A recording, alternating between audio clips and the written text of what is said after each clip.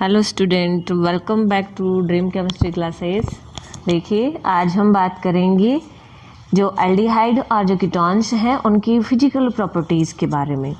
तो देखिए, अपना जो चैप्टर है aldehyde, ketone and carboxylic acid, इस चैप्टर के अंदर हम अब तक एल्डिहाइड और कीटोन्स का जनरल इंट्रोडक्शन, इनका सिंपल और IUPAC नॉमेनक्लेचर और इनके प्रिपरेशन मेथड्स, ये 3 टॉपिक कर चुके हैं। और देखिए, प्रिपरेशन मेथड्स के अंदर भी हमने प्रिपरेशन मेथड्स को 3 पार्ट्स में डिवाइड किया था। फर्स्ट पार्ट जिनके अंदर हम एल्डिहाइड और कीटोन दोनों को बना सकते हैं, और सेकेंड टाइप जिनके अंदर हम ओनली एल्डिहाइड सिंथेसिस रिएक्शंस की बात करी थी, और थर्ड टाइप जिसमें हमने ओनली कीटोन प्रिपरेशन मेथड्स किए थे। ठीक है, और आज हम बात करेंगे physical properties of aldehyde and ketones. तो देखिए, फिजिकल प्रॉपर्टीज के अंदर जनरली हम बात करते हैं बॉइलिंग पॉइंट की और सॉल्युबिलिटी की। तो फर्स्ट नंबर पे हम देखेंगे बॉइलिंग पॉइंट। बॉइलिंग पॉइंट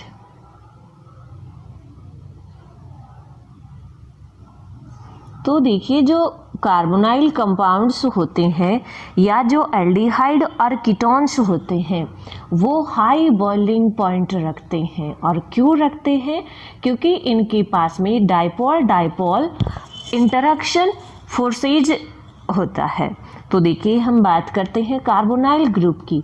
तो ये जो कार्बोनाइल ग्रुप होता है C डबल बॉन्ड O, यहाँ पर देखिए क्या होगा, पार्शियली पॉजिटिव चार्ज आएगा कार्बन पे, और ऑक्सीजन पे क्या आएगा, पार्शियली नेगेटिव चार्ज। इसी तरीके से सेकंड जो कार्बोनाइल ग्रुप होगा उस पे भी क्या होगा, कार्बन पे पार्शियली पॉजिटिव और ऑक्सीजन पे पार्शियली नेगेटिव चार्ज। बात करें कुछ और मॉलिक्यूल्स की तो वहाँ पर भी क्या होगा, सेम सिचुएशन होगी। कार्बन पे रहता है हमेशा पार्शियली पॉजिटिव चार्ज और ऑक्सीजन पे रहता है पार्शियली नेगेटिव चार्ज। ठीक है, तो देखिए यहाँ पे क्या होगा, ये पार्शियली नेगेटिव, ये पार्शियली पॉजिटिव, तो इनके बीच में कुछ फोर्सेज जनरेट हो जाते हैं। ठीक है, और ये पॉजिटिव और नेगेटिव बनने से यहाँ पे क्या बन गया, ये डाइपोल बन गया। ठीक है, ये डाइपोल, और इन दोनों के बीच में कुछ फोर्स काम करता है और उस फोर्स को हम कहते हैं dipole dipole interaction. Dipole dipole interaction forces.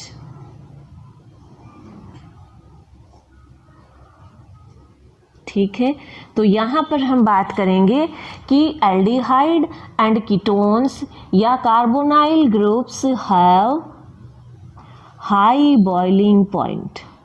High boiling point, और क्यों रखेंगे, due to dipole dipole interaction forces.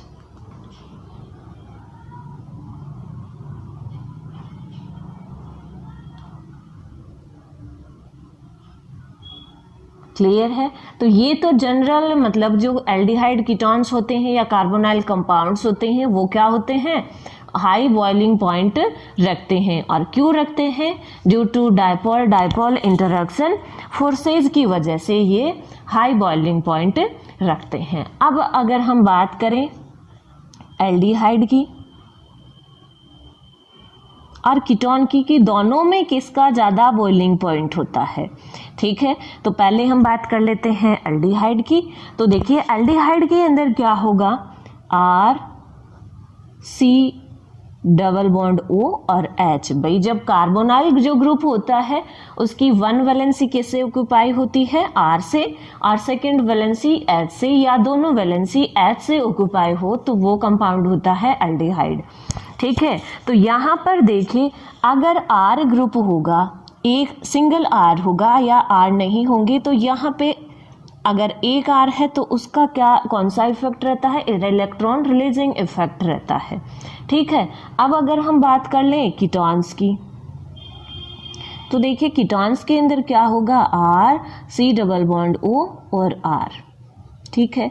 और ये यहाँ पर कीटोन में क्या होगा, 2 अल्काइल ग्रुप का इलेक्ट्रॉन रिलीजिंग इफेक्ट होगा, ठीक है। तो हम ये कह सकते हैं कि इसके अंदर 2 अल्काइल ग्रुप का इलेक्ट्रॉन रिलीजिंग इफेक्ट होने की वजह से ये जो डायपोल यहाँ पे जनरेट होता है उसकी स्ट्रेंथ क्या होती है, एल्डिहाइड की बजाय कुछ ज़्यादा स्ट्रेंथ होती है। तो इसका बॉइलिंग पॉइंट क्या हो जाएगा, ज़्यादा हो जाएगा, किसका, कीटोन का। और क्यों होता है वो हम स्टडी कर चुके हैं कि क्योंकि यहाँ पर जो स्ट्रेंथ होती है डायपोल की वो कुछ ज़्यादा होती है। तो इसलिए जो कीटोन्स होते हैं वो ketones have high boiling point as compare to aldehyde, as compare to aldehyde. Clear, ये था अपना first physical properties, boiling point, ठीक है। अब हम बात करते हैं सेकंड जो फिजिकल प्रॉपर्टी आती है उसकी। और सेकंड फिजिकल प्रॉपर्टी से पहले देखिए एक ऑर्डर होता है बॉइलिंग पॉइंट का कि हाइड्रोकार्बन,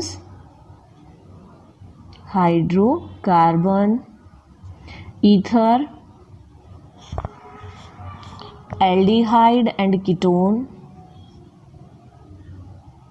एल्डिहाइड, कीटोन और अल्कोहल। तो देखिए यहाँ पर सबसे ज़्यादा बॉइलिंग पॉइंट किसका होगा, अल्कोहल का होगा। और वो क्यों होता है वो अल्कोहल के अंदर भी हम स्टडी कर चुके हैं। देखिए अल्कोहल के अंदर जनरेट होते हैं हाइड्रोजन बॉन्ड, क्या जनरेट होता है, हाइड्रोजन बॉन्ड।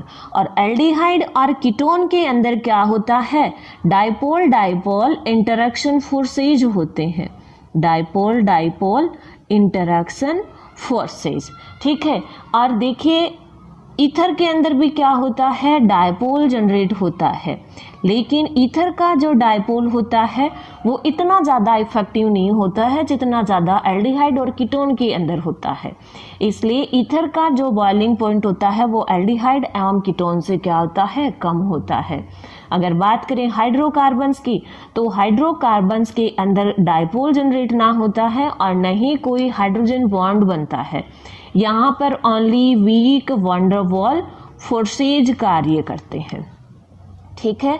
इसलिए हम आसानी से कह सकते हैं कि हाइड्रोकार्बन्स और ईथर से एल्डिहाइड एवं कीटोन का बॉइलिंग पॉइंट क्या होता है, ज़्यादा होता है, और अल्कोहल के कंपैरिजन में क्या होता है, कम होता है, ठीक है। अब हम बात करते हैं सेकंड फिजिकल प्रॉपर्टीज की। और सेकंड फिजिकल प्रॉपर्टी आती है सॉल्युबिलिटी, सॉल्युबिलिटी। तो देखिए सॉल्युबिलिटी के अंदर हम बात करें तो देखिए एल्डिहाइड एवं ketones are soluble in water, और रीजन क्या होगा, हाइड्रोजन बॉन्ड होगा, ठीक है। तो हम आसानी से कह सकते हैं कि aldehyde and ketones, aldehyde and ketones are soluble in water due to hydrogen bonding, ठीक है। अब देखिए किस तरह से हाइड्रोजन बॉन्ड इनके अंदर जनरेट होता है। तो हम बात कर लेते हैं, ये क्या है, अपना कार्बोनाइल ग्रुप है, C डबल बॉन्ड O। अब अगर जो सेकेंड जो कार्बोनाइल ग्रुप होता है उसकी स्ट्रक्चर होती है कुछ इस तरह से, C डबल बॉन्ड O, ठीक है। और जो वाटर होता है वो HO और H। यहाँ पे देखिए हाइड्रोजन है वो मोस्ट इलेक्ट्रोनेगेटिव एलिमेंट के कांटेक्ट में आता है, तो यहाँ पे क्या जनरेट हो जाता है, इलेक्ट्रोस्टैटिक अट्रैक्शन फोर्स जनरेट हो जाता है, और यही क्या होता है, हाइड्रोजन बॉन्डिंग होती है। क्या होती है, हाइड्रोजन बॉन्डिंग। तो कार्बोनाइल कंपाउंड है वो क्या होंगे, वाटर के अंदर सॉल्युबल होंगे, और क्यों होंगे, हाइड्रोजन बॉन्डिंग की वजह से होंगे। ठीक है। अब अगर हम एल्डिहाइड और कीटोन की बात करें, जनरली हमने स्टडी कर लिया कि एल्डिहाइड और कीटोन दोनों ही क्या होंगे, वाटर के अंदर सॉल्युबल होंगे। और क्यों होंगे? क्योंकि दोनों ही क्या जनरेट करते हैं, वो हाइड्रोजन बॉन्ड जनरेट करते हैं या वाटर के साथ में हाइड्रोजन बॉन्ड बनाते हैं। लेकिन अगर हम बात करें एल्डिहाइड और कीटोन की कि इनके अंदर मोर सॉल्युबल कौन होगा, तो देखिए C डबल बॉन्ड OH, ये क्या है, एल्डिहाइड है। और कीटोन की अगर बात करें तो C डबल बॉन्ड O और ये R। देखिए एल्डिहाइड में ओनली 1 R ग्रुप है और कीटोन के अंदर है 2 R ग्रुप। और ये R ग्रुप, या हम कहें कि जैसे जैसे अल्काइल पार्ट बढ़ता जाता है, सॉल्युबिलिटी क्या होती जाती है, डिक्रीज होती जाती है। क्यों? क्योंकि ये तीनों पार्ट ये क्या है, हाइड्रोफोबिक पार्ट है। कौन से पार्ट है? हाइड्रोफोबिक पार्ट है। तो हम आसानी से कह सकते हैं कि aldehyde is more soluble as compare to ketone due to alkyl group. ठीक है, क्योंकि अल्काइल ग्रुप क्या होता है, हाइड्रोफोबिक पार्ट होता है, वाटर हेटिंग पार्ट होता है। इसलिए हम सॉल्युबिलिटी की बात करें तो एल्डिहाइड क्या होता है, मोर सॉल्युबल होता है। Aldehyde is more soluble as compare to ketone. और रीजन क्या हो जाएगा, अल्काइल ग्रुप। और अल्काइल ग्रुप क्या होता है, हाइड्रोफोबिक पार्ट होता है। इस तरह से एल्डिहाइड और कीटोन की फिजिकल प्रॉपर्टीज यहाँ पे कंप्लीट होती हैं। नेक्स्ट वीडियो के अंदर हम बात करेंगे इनकी केमिकल रिएक्शंस के बारे में। ठीक है, तब तक आप इस वीडियो को देखिए। अगर आपको ये वीडियो पसंद आता है तो आप इसको लाइक और शेयर करें, और जो अपना चैनल है ड्रीम केमिस्ट्री क्लासेज उसको सब्सक्राइब करें ताकि लेटेस्ट वीडियो का नोटिफिकेशन आप तक पहुंच सके। Thank you.